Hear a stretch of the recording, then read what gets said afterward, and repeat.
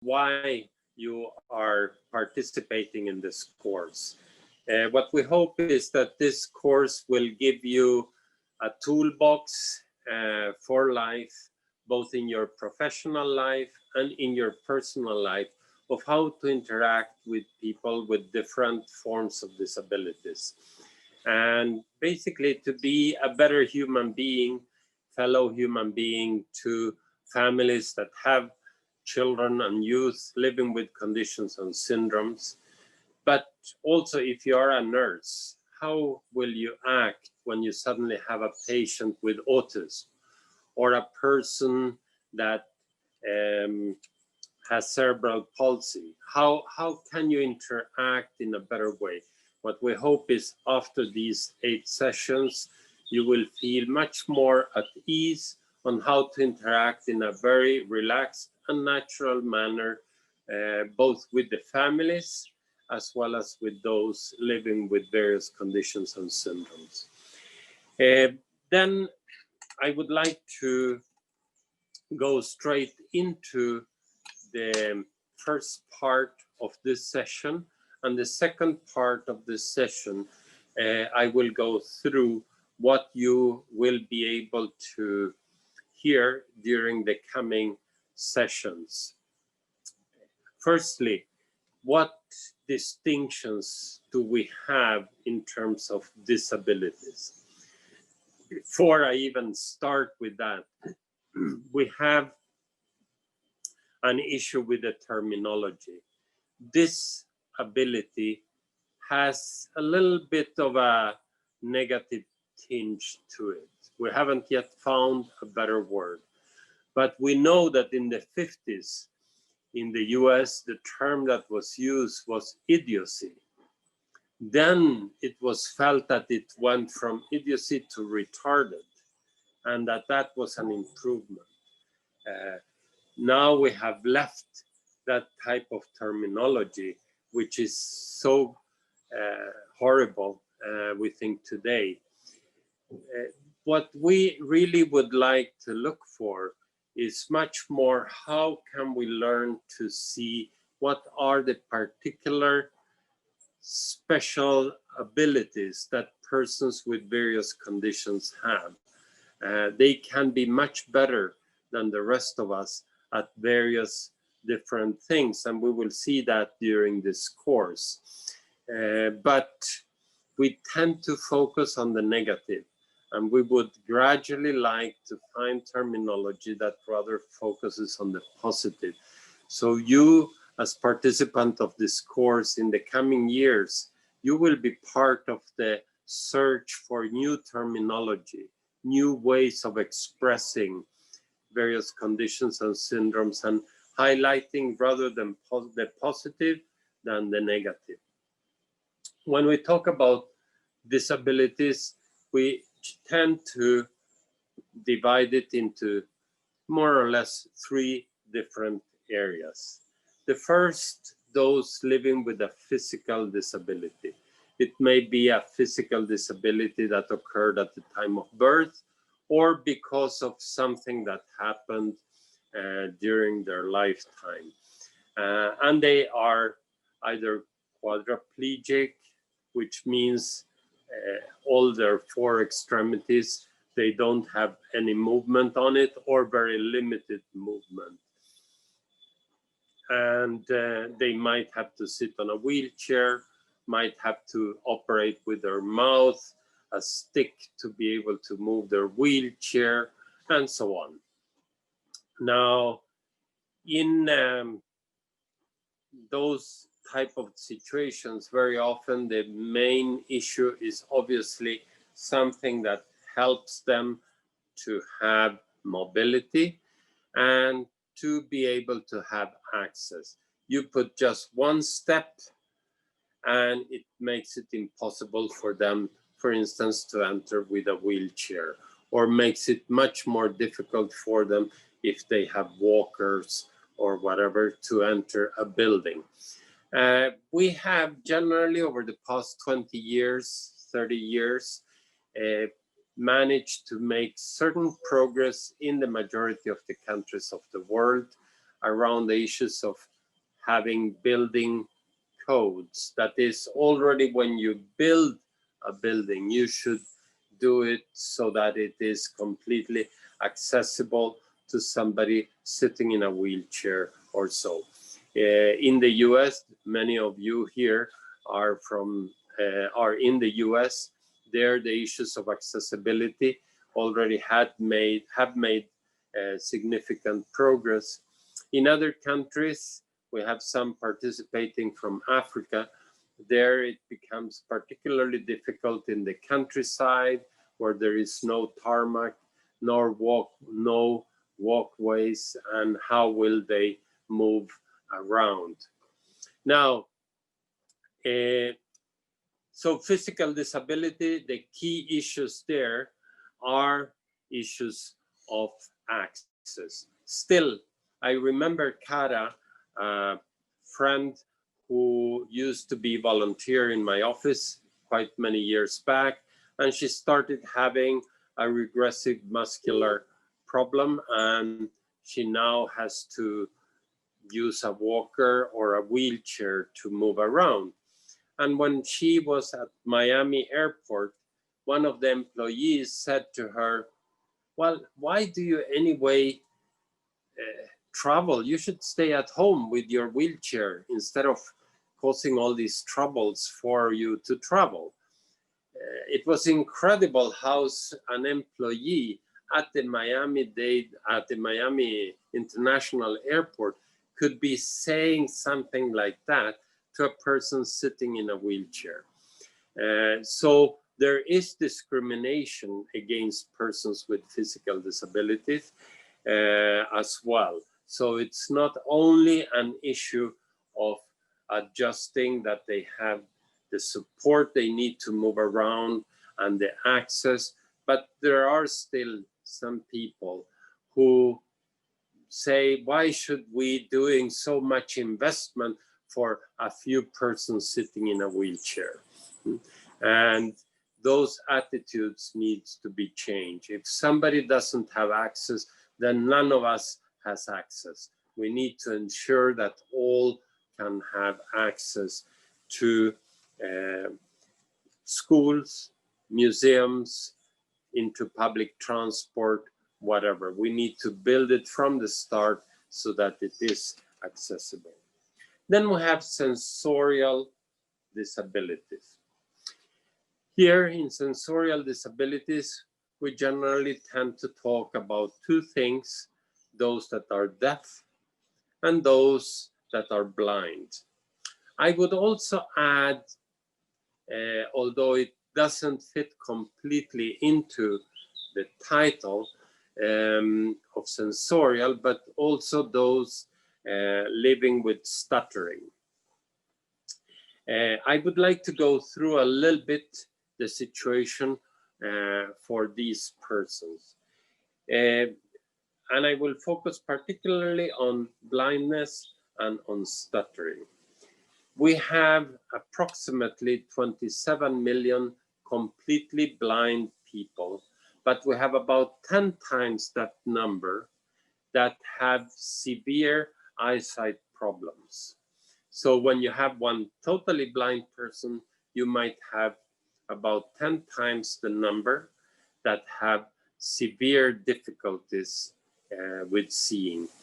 And here, I'm not going to go into the clinical descriptions of what sometimes would be called a legally blind person, but sometimes they have a like tunnel vision. They can see far away, but they cannot see what happens around them. So when they are walking, they might not see a hole and they fall down. They might also be able to sort of run even, but they cannot see what's happening on the sides. That's where sometimes persons with that type of blindness need a fellow human being that runs with them so that they can feel more comfortable when running. Now, there are others that can notice daylight and they can see when it's night. but otherwise they cannot see. So there are different forms of, so to speak, blindness. Now, here we have also significant discrimination. For instance, in some cities of the world, it's prohibited that you park your bicycle or your motorcycle against the wall on the pathway where people walk. You cannot park towards the building. You are supposed to park on the street of the walkway. Why is that? Well, those regulations are because a blind person walks with his or her stick towards the wall so that they can have, you know, their bearing clear.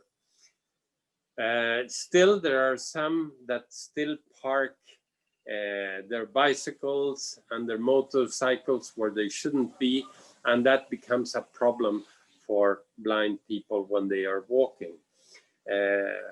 In Buenos Aires, Argentina, I was talking to a blind person, and he was telling me how he had been walking just near his office, walking on just a block from his place. And the trucks, when they are unloading onto the shops, they are not allowed to park on the pathway, on the walkway. Still, this truck had reversed and parked in front of the shop, and they were unloading fridges into this shop. He came walking as usual with his stick, and he didn't know that this truck had parked. And they had opened the doors like this of the truck. So when he came walking, he hit his head directly onto this metal door of the truck. And of course, he opened his whole forefront. He had many stitches. He had to be taken to hospital. And it was because typical persons were not respecting rules. So they were creating the vulnerability for this blind person. On another occasion, in the same city, in fact, in the same nearby corner, they had not yet adapted, you know, the slope down for people with wheelchairs. And here, this same blind person came, and they had done the slope, only that these workers thought, well, let's save money. And instead of doing, you know, a slope in the corner, you know, instead of doing a slope here and a slope here, they did a slope in the middle. So when this blind person came and saw the slope, he knew that they were going to do the slope. He thought, oh, how wonderful. They have done the slope. So he could feel the direction of the slope. And then he started walking. Only because they had done the slope on this corner, he started walking straight in diagonal of the street. And you can imagine all the cars started, you know, pushing their brakes because they had green light, but here was a man, a blind man, walking in diagonal across the street. Why? Because these typical workers, typical in the sense that they had their minds, their eyesight, their ear, everything as a typical person would have, but they didn't think that they were causing problems for blind persons when doing the slope down in that direction. So this to mention that very often those that generate the vulnerability for persons with disabilities are as typical persons. So it's for us to actually think through how can we make sure that we do not create vulnerabilities for those with disabilities. Let me talk for a moment about persons that stutter. Stuttering in 4 out of 5 tends to be men. In 1 out of 5, it is women who live with stuttering. Many do stutter at a young age, only for a limited period of time, and then it's over. Now, the stuttering has nothing to do with intellect, intellectual capacity, etc. It's something that it's not completely or fully researched why we stutter. And it's very interesting that, for instance, you have persons that stutter who, when they sing, do not stutter. We have famous musicians who, when they stutter when they talk, but when they sing perfectly. In fact, the new US President, Joe Biden, he used to stutter in a much more noticeable way at a younger age. So we have persons with stuttering who can gradually overcome it. We have also those that in one language, in their natural, national, or mother tongue, stutter, but when they learn a different language, they might not stutter. Again, neurologists have not been able to resolve why this happens, but for persons who stutter, they suffer a lot of bullying, sometimes at school, sometimes at home. And in fact, if you look at persons with stuttering as a group, they have an incredibly, one of the highest suicide rates in the world, because they suffer from so much bullying, basically, and people laugh at them or joke about them. And even persons with good intentions, they tend to try to fill in the words instead of letting them take their time to say something. And again, it's extremely important for us to learn to be respectful in our behavior. And once you know this, I know you will act in a completely different way vis-a-vis a person that stutters. And I know that you will defend that person if anybody starts bullying or joking about somebody that stutters. And I know that you will even reprimand when somebody makes a joke of that type of nature. That is not something that you joke about. But it's incredible how it has been culturally acceptable, although it is unacceptable, but still culturally acceptable to joke about persons that stutter. We have seen even politicians in the past few years who joke about persons with disabilities. And certainly we want to be part of a different world, a world that doesn't discriminate against them.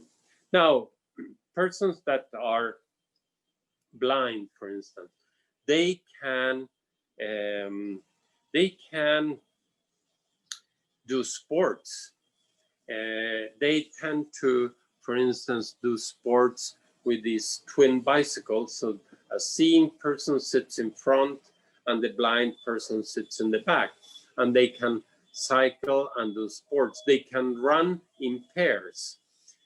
So there are different ways in which we can twin up between a typical or seeing person with a blind person.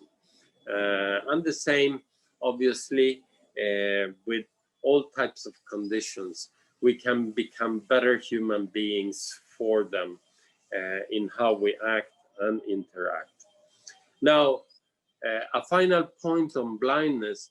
In Argentina, they started having problems with persons that had partial blindness. They were legally blind, they couldn't drive, they cannot drive, they cannot really move freely because of their blindness. But they are not totally blind. And what happened was that people, when they were walking with their white stick and they would notice that they could see light and so on, then they would accuse them of using the white stick when still being able to see. And they would sometimes even hit them and so on. So they created the green stick. And the green stick is for those who are legally blind, but they still have some degree of low eyesight. So they have the white stick for those that are totally blind, and for those that are legally blind but still can see something, they use a green stick. Now, in Western countries, Sweden, my home country, in other countries, blind people tend to receive an assistant that helps them with their daily chores. In other countries, again, sorry to mention Argentina, but that's where I've been more involved with blind people and blind people's organizations. There, the blind people prefer to learn to manage themselves as much as possible independently. They take subways, they take buses, they go to the bank. They try to learn to live without help so that they are not completely dependent on somebody else. Obviously, sometimes they need help, but they try as much as possible to do whatever they need to do alone. I think that more or less we have covered physical disability and the type of issues there, accessibility, and there are other issues such as discrimination against them. We have talked about sensorial disabilities and the type of bullying that particularly stuttering people can suffer, blind people, deaf people. Now I will move to the third category, and it's this third category of disability that we will focus in this course. And that's what I would call mental conditions or syndromes, or mental conditions and syndromes as a category. Some call this intellectual disability. I don't like the term intellectual disability because that disability is not necessarily intellectual. They might be as brilliant as you and me, or even more brilliant. Nando, who has cerebral palsy, Fernando, who has cerebral palsy, friends of mine whom I almost weekly meet over Zoom during these COVID times, they have a memory. They remember phone numbers, they remember dates in an absolutely amazing way. So the issue for them is not intellectual, but they have a condition that affected the motoric part of their brain. So that's why, although I don't think it's the perfect terminology, but I use, they live with a mental condition or syndrome. Many see them as if they are sick. It's not a sickness. They just live with a condition. So turning therefore to mental conditions and syndromes, the first perhaps point would be the one that has become so prevalent and so diagnosed over the past 15, 20 years, autism. Autism has expanded enormously. In the US, the degree of identifying persons with autism has increased a lot. In terms of autism research, there's not yet a single reason that can be said to be this causes autism. Some even think that vaccines cause autism. There's absolutely no scientific proof of that. It might have happened at the same time, but it's not, that means that the first signs of autism have been detected after a vaccine was taken, but that might be coincidental. In the same way, if I greet 100 people, and after I have greeted 100 people, one of them starts showing signs of autism, that doesn't mean that by me greeting them, I contributed to develop autism in them. So again, I don't want to create a debate around the issues of vaccination and autism, but simply say that from a scientific point of view, it has not been proved that vaccination causes autism. But turning therefore to autism, we will cover in the second session, we will go in depth into the characteristics of autism. But it is since some years back in the US, which then has been followed by most of the Western countries, they talk about a spectrum. And the spectrum covers all the way from what used to be defined as Asperger, all the way to very severe autism, where they self-inflict themselves wounds and so on, or profound autism. A second condition that we will cover is Down syndrome. Down syndrome is almost the opposite of autism, and we will cover this a little bit. Whereas in autism, a person prefers as much as possible to reduce social interaction and has difficulties with empathy. Down syndrome is almost the opposite.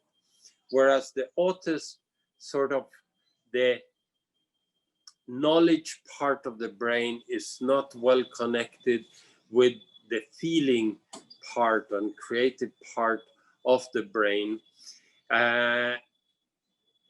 With Down syndrome, it's almost the opposite. It's almost as if they have overdeveloped the feeling part of the brain, the artistic part of the brain, the empathy part of the brain, but not well connected with knowledge, which means that sometimes they are so loving and they don't suspect somebody that actually might misuse them and so on. So we need particularly protective measures for persons with Down syndrome. Another condition that we're going to cover in the third session is cerebral palsy. In the resource materials that you have, which is completely voluntary if you want to go deeper into, but there we have a TED talk by somebody living with cerebral palsy, and her name is Maysoon Sayed, and she says, I have 99 problems, cerebral palsy is just one of them. And she's fantastic, this Maysoon. And I recommend that you spend those 17, 18 minutes listening to Maysoon talk about her cerebral palsy and how she was challenged by her family to develop as much as possible and not to feel sorry about herself. Again, lots of very important inputs for you so that you have a first-hand feel about how to interact with a person that lives with cerebral palsy. In the sessions, we also do interview some of persons with autism, a person with Down syndrome, a person with cerebral palsy, so that you can get a feel for how to interact with them. There are a number of additional conditions. In fact, in one of the lectures, you will get an opportunity to hear a mother of 2 children with microcephalia. I say children, but Andrea is 40 years old and Robert is 37 years old. And they have microcephalia, very small head. And they are wonderful in their own way. Intellectually, they will always remain at a similar level as a child, and therefore they need protective measures.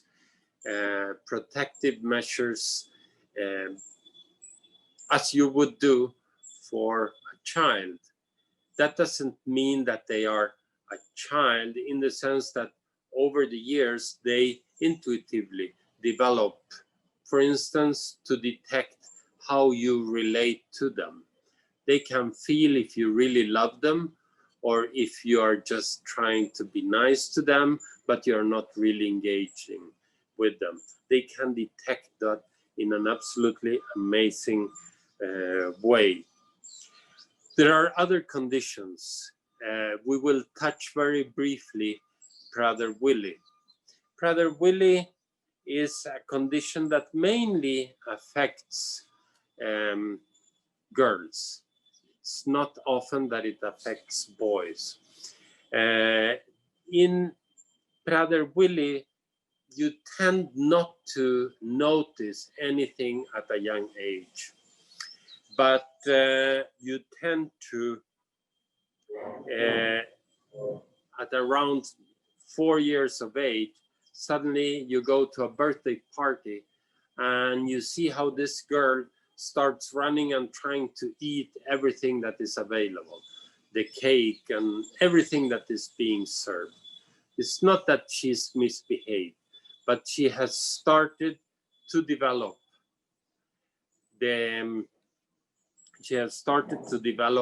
one of the various consequences of Prader-Willi, which is a very small deletion in one of the chromosomes.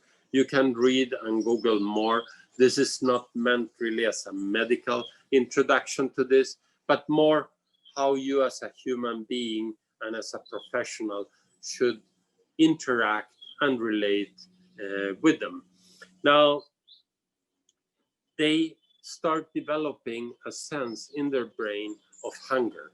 Basically, they can never feel satisfied.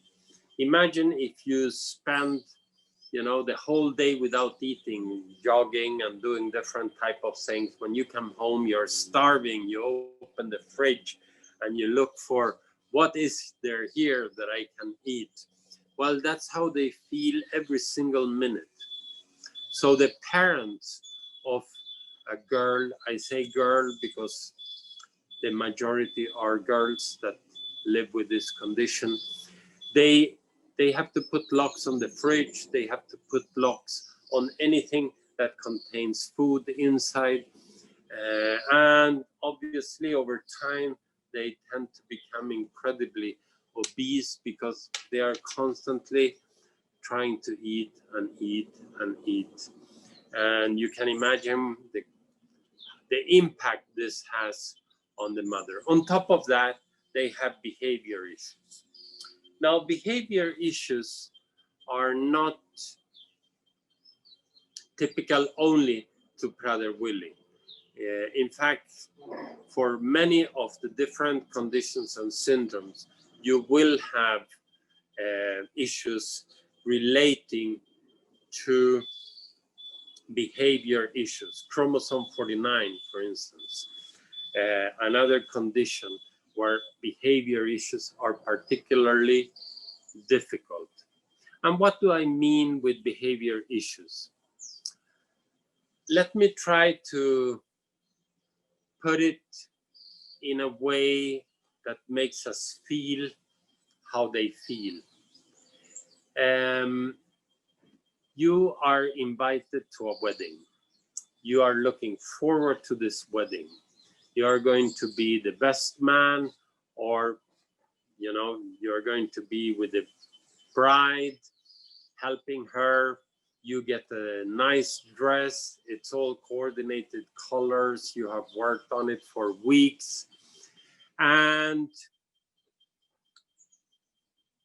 you are ready to go to the airport. You go to the airport, you get your boarding pass, and just the moment you are entering the plane, you show your boarding pass, and the attendant says, oh, you're not allowed to board this plane.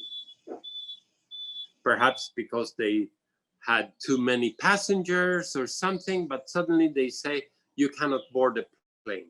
And you know this is your last chance to arrive in time at this wedding. You get angry. You will feel a fire in your stomach.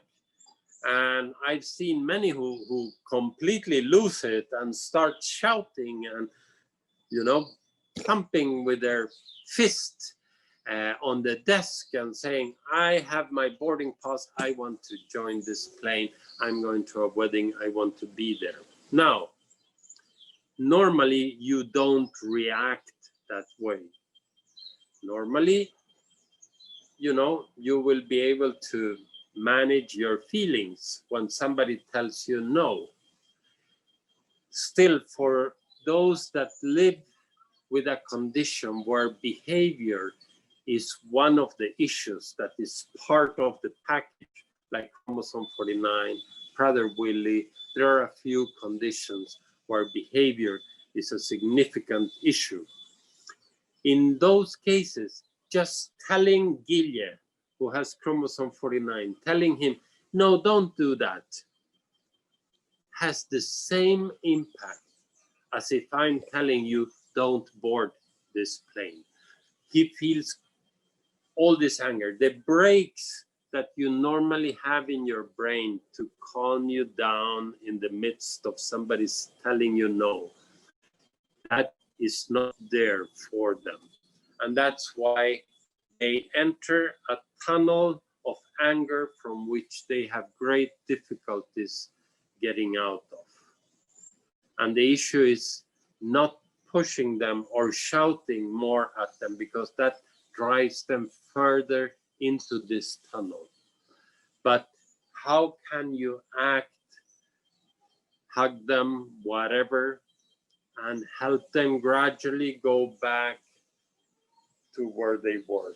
With Guille, we have developed this, you could call it methodology, but it's simple common sense.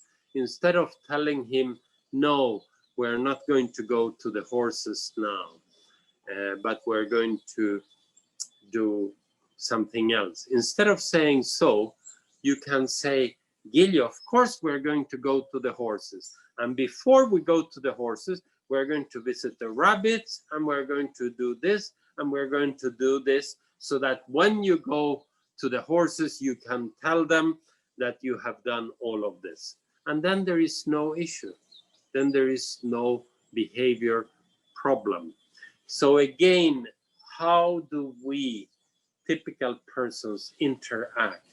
The more we know about these conditions and how they react and why they have certain behavior issues, that is very useful for you to know and to interact.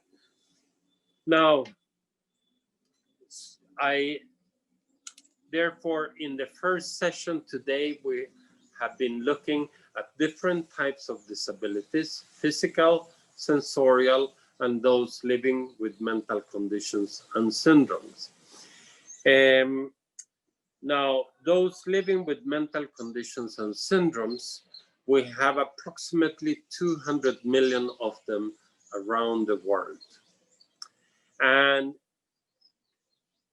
until recently in many countries, and still to this day in many countries, culturally it is acceptable to hide them away. They are kept in a room, they are hidden away. I remember in Sudan, when I was working for UNICEF, I was the UNICEF representative there. I went to visit a refugee camp for internally displaced persons. And I asked the Italian nurse of a non-governmental organization working in one of the clinics. And I said, do you sometimes receive here in the clinic somebody that lives with a mental condition or a syndrome? And she said, no, not really. I haven't seen them. Oh, she remembered. I saw once somebody with a condition running out of the house, but the whole family ran after her, took her, and took her back into the house, which simply revealed several things. Firstly, that they are kept hidden away in the house. Secondly, they are not even taken to a clinic. They are not shown in public, which means they don't get access to healthcare, to education, to development opportunities, and so on. So in the first session, we have talked about different forms of disabilities. In the second, third, and fourth session, we will go through the characteristics of different mental conditions. And then we will start looking at development opportunities. And in the fifth session, we will go deeper into development opportunities. What you can do to help somebody develop as a person, even when they have a condition or a syndrome. If they are staying in the hospital, if they can be taken down to an area where they can do certain development type of activities. It can be sports, for instance. That will help the curative part of whatever they might be suffering a lot if you are not just having them in bed, but giving them development opportunities. We will talk about, therefore, what can you do in terms of interaction with nature, interaction with animals, very important. We have seen, for instance, how in hospitals more and more they are using small dogs as part of the therapy, and a person can walk to different rooms and the patient can interact with this dog. Well, for persons living with a mental condition or syndrome, animals are particularly good with them because they don't discriminate against them. Animals don't discriminate against them. And they can feel that this animal just loves them. So it's important to, when you become a nurse or a medical doctor or whatever, try to overcome the resistance there might be against having volunteers that walk with dogs in the hospital, because it can be part of the healing process. Now in the sixth session, we're going to dive deeper into employment opportunities for persons living with conditions and syndromes. I have always loved, for the Spanish speakers, there's a link in the resources, Gerente de Abrazos. Gerente de Abrazos. You can Google that in YouTube, and you will see a program about a company that created the post of manager of hugs and what impact this person had on all the staff of the company. They employed somebody with Down syndrome. And when he gave a hug to somebody, they could really feel love, because they wouldn't give you a hug if they didn't like you. And It is an amazing program. There are many TED Talks also by persons with Down syndrome. Very valuable to see how they view life and their wonderful way of transmitting love. I wouldn't be able to do. So they have a very special ability to transmit love. And employment places need to have that type of opportunities. Autistic persons, they are extremely focused. And in fact, there are companies, my brother is the technical director of a company that paints on anything except paper. And there are certain parts of the process that are handled by persons with autism. And nobody can touch their work. They love what they do and they focus on it, and no one could manage it better than them. So it is important for us as typical persons to know the special abilities of persons with different types of conditions and syndromes. Persons with autism tend to be very honest. They don't beat around the bush. They just say as it is, hey, you look ugly today. And they say it just straight out. It's not that they are unkind. They just don't have that type of filter. They can't detect how you feel when they are being honest like that. Still, that honesty sometimes reminds us of how important it is to go back to honesty in human relations. Persons with cerebral palsy, they might have had their motor part affected, and that means that they have difficulties with moving their arms, their legs. Some might be able to walk, some are unable to walk. Now imagine if all of us participating in this lecture, if we are condemned for 24 hours to live in the body of somebody with cerebral palsy. We cannot move as we wish our arms. We cannot move our legs as we would like. We have difficulty speaking because the motoric part is not enabling us to use properly our muscles. And then suddenly, those around us think that we're stupid, that we cannot think. I feel that sometimes those living with cerebral palsy have an absolutely stunning patience with us typical persons. Very often I've seen how somebody approaches a person with cerebral palsy and they say, "Hi, how are you? So nice to see you." And before this person with cerebral palsy is able to say, "Hello, how are you?" or whatever, instead of waiting, this person already moves to the next person and goes away. So in the end, they feel, why should I try to interact with somebody that doesn't even have the patience to wait for me to say hello? They have an incredible patience, and very often they smile a lot and so on, because that's their way to try to attract your attention so that you might spend a little bit more time with them. Again, you know, if somebody comes to the hospital ward with cerebral palsy, you would like to be equipped to interact with him or with her in a more humane way, in a natural way, make him or make her feel welcome to your hospital ward. You will feel so much better when you see how they feel that you treated them well.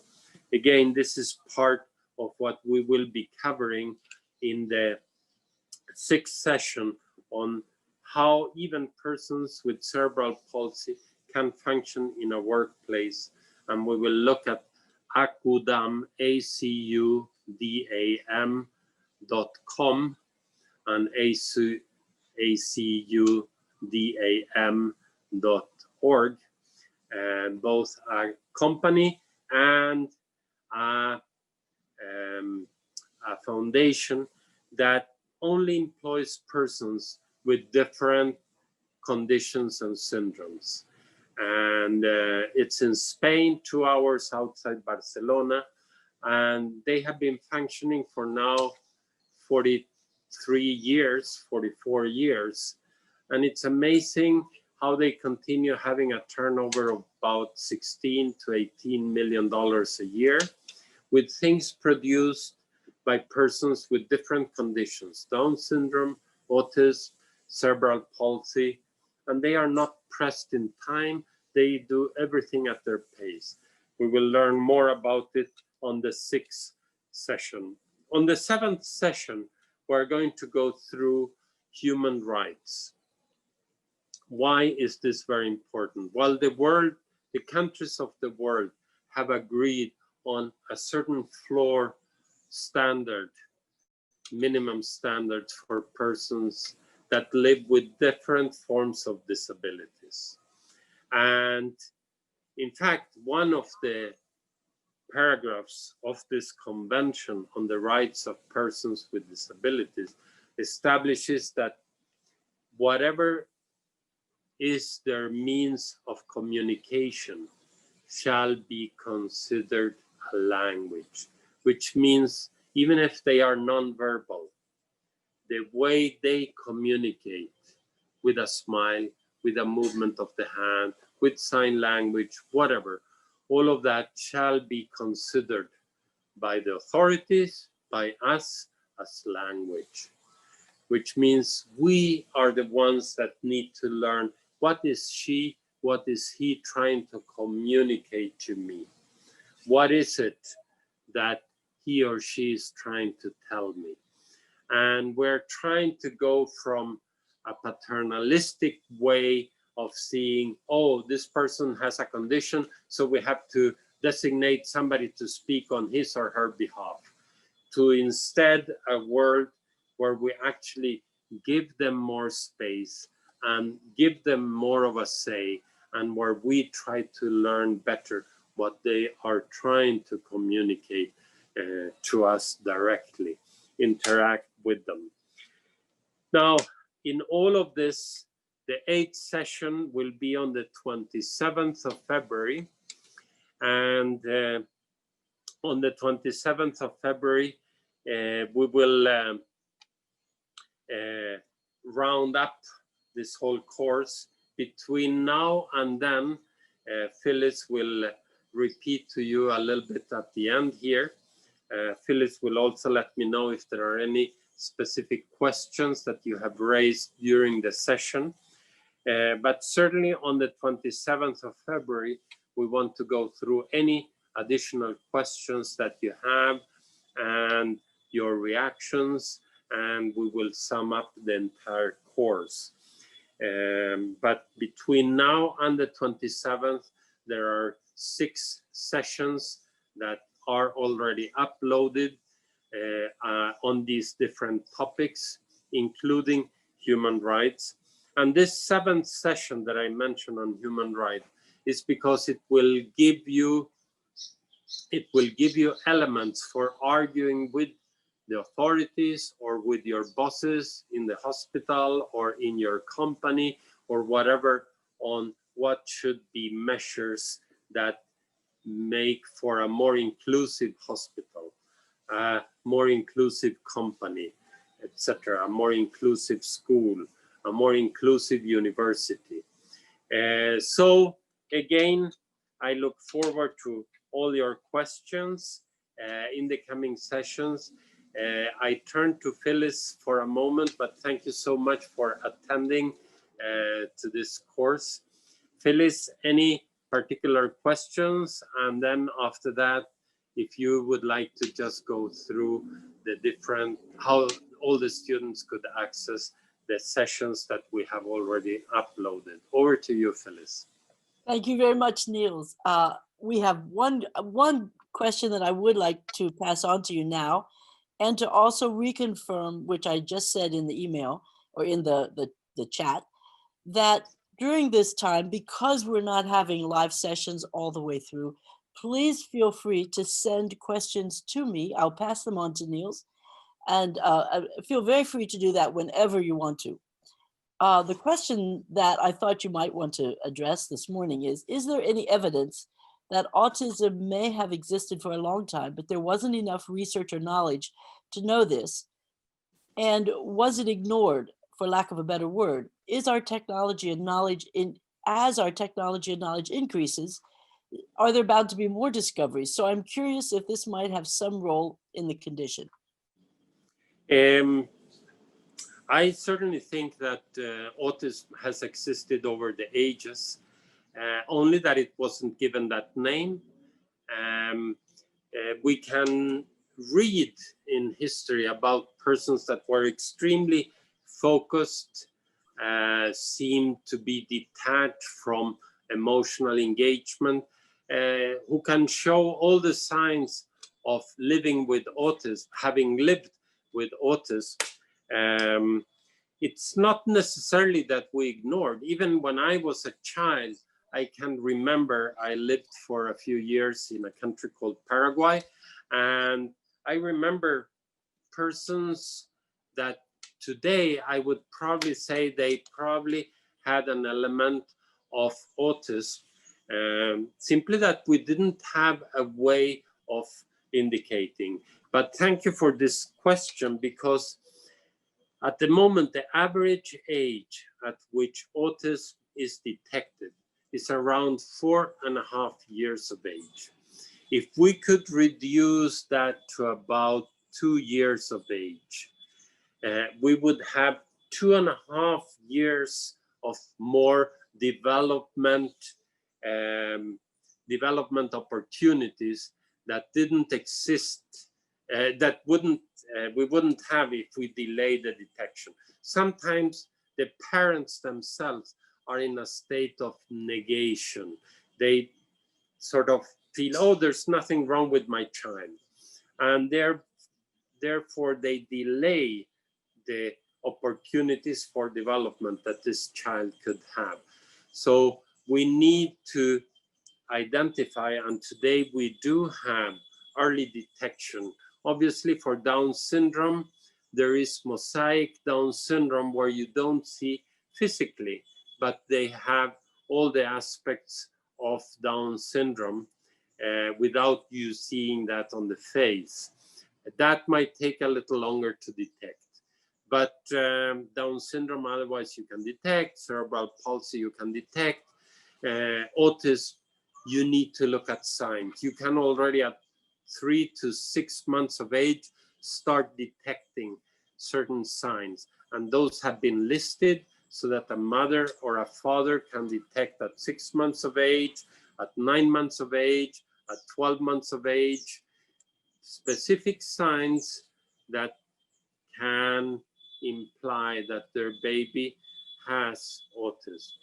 Now, autism should not mean the end of the world. It just means that you live with a different type of condition and you will be able to do certain things much better than typical children, but you live with certain challenges. And you will see that in one of the sessions when we interview somebody with autism, how he explains his interactions with students. He says, I'm not good at detecting social cues. I take at face value what they tell me. I don't really understand that they mean something else. It's very interesting to hear autistic persons describe how they live through that situation. So obviously with autism, you have many different levels of functionality, and you can have very profound levels of autism where they even inflict themselves wounds. We explain more of that in the next session that you will enter.